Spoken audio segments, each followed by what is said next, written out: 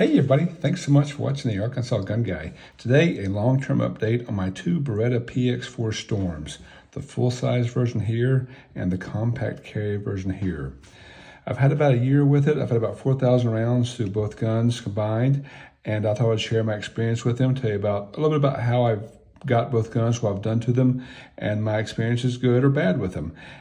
As always, we'd love to hear from you guys. If you have experience with the PX4 Storm, good or bad, please sound off in the comments, because someone who's researching this gun to buy is looking for feedback, and we'd love to hear what you have to say. So again, thanks for watching. If you haven't yet, please consider liking and subscribing, because I'm trying to grow my little channel, and I appreciate you being here.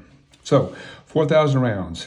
That is combined. I've got just over 2,500 rounds through this full-size version here, and right at 1,500 rounds through the compact carry.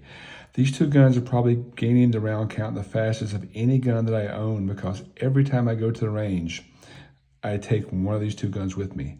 If you've watched my channel before, you know that I'm very much an HEK fanboy, a SIG fanboy. I love CZs. I love everything, and I enjoy shooting all those. But no matter what I take to the range, whether it's HEKs or SIGs, I always grab one of these two firearms, because I just really enjoy shooting these more than all the other guns I have so far. So again, very positive review coming up, because I'm a big fan of these guns. I'll start with the full size, which has a higher round count. I do tend to shoot this one more than this one, only because being an average shooter, this gun makes me look really good at the range. It shoots the same holes over and over quite often, because it's so accurate. So really, really love taking this gun to the range. It's just fun to shoot, and it does, again, make you look good at the range. And I need all the help I can get. But I got this PX4 Storm at a local gun store.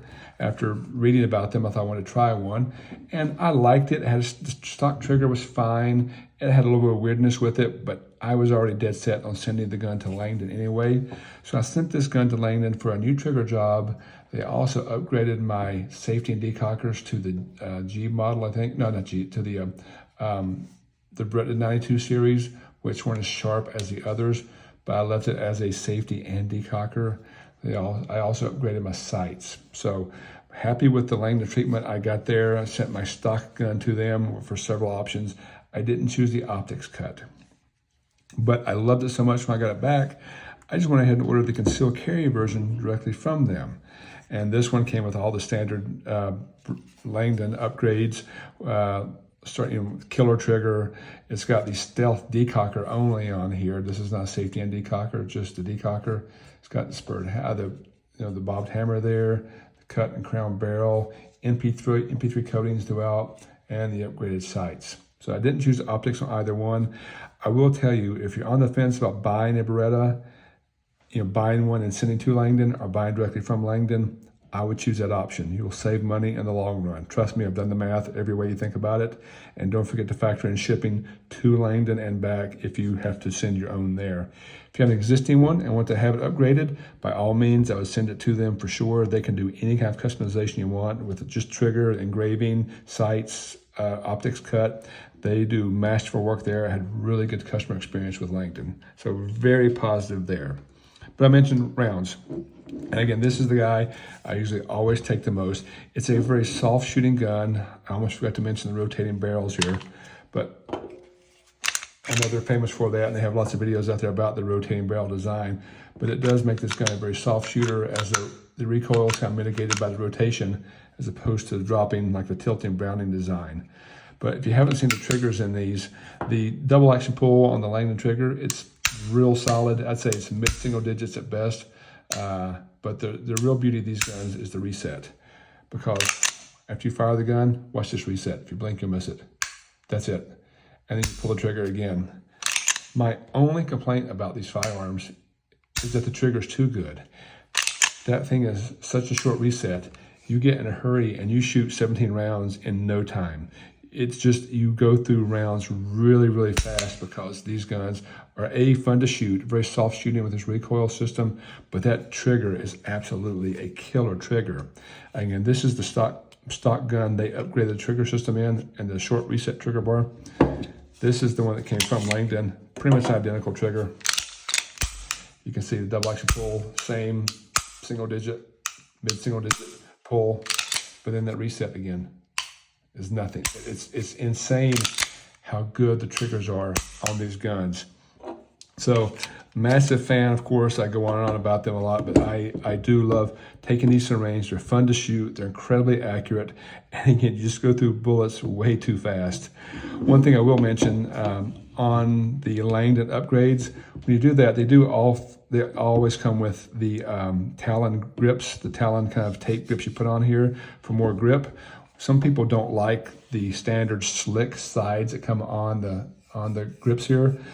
I haven't had a problem with those. I didn't install the Talon grips on mine. They come separate and you install them yourself. I chose not to install them because I feel that I can control this just fine. I'm going to the range and shooting holes at paper. I'm not really going out and doing serious work and sweating and rolling in mud and dirt. So I find that the front and back straps here are adequate enough for me to maintain control and have fun shooting. So long-term update, big fan. I just shoot these guns every time I go to the range. If you're curious about where, I'll take a quick look inside there.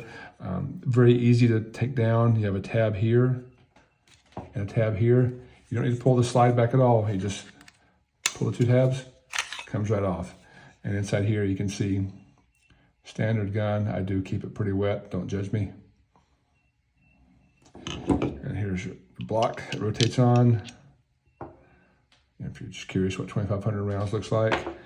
And here's the barrel.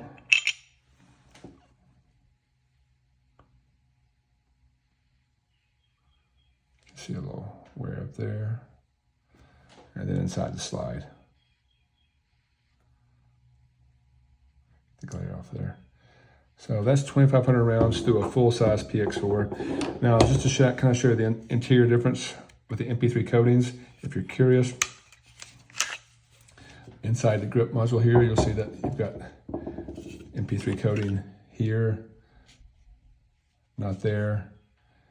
Inside here, all the details, you can see the different coatings. They feel, I can't tell a difference, but I'm assuming it does reduce friction. Also, on this part, you can see where the barrel rotates, MP3 coating versus no MP3 coating. Again, I can't tell a difference, but I did do the MP3 upgrade. Maybe in the long term, it will reduce friction on the firearm, but so far I've had 4,000 flawless rounds, and here's the barrel. After, this is just over 1,500 rounds on this barrel. So 4,000 rounds, 0 issues. Big fan of both firearms, and would highly recommend them. If you're on the fence about it, I would definitely try one out. Been super happy with my experience so far. I'm a member of several Facebook groups where people go on and on about ridiculous round counts on these things. I'm saying tens of thousands, many tens of thousands of rounds with 0 failure. So I'm envious of those numbers. I want to try and chase them because I'm really having fun with my 2 PX4 Storms. Thank you again so much for watching. If you haven't yet, please consider liking and subscribing. Thanks.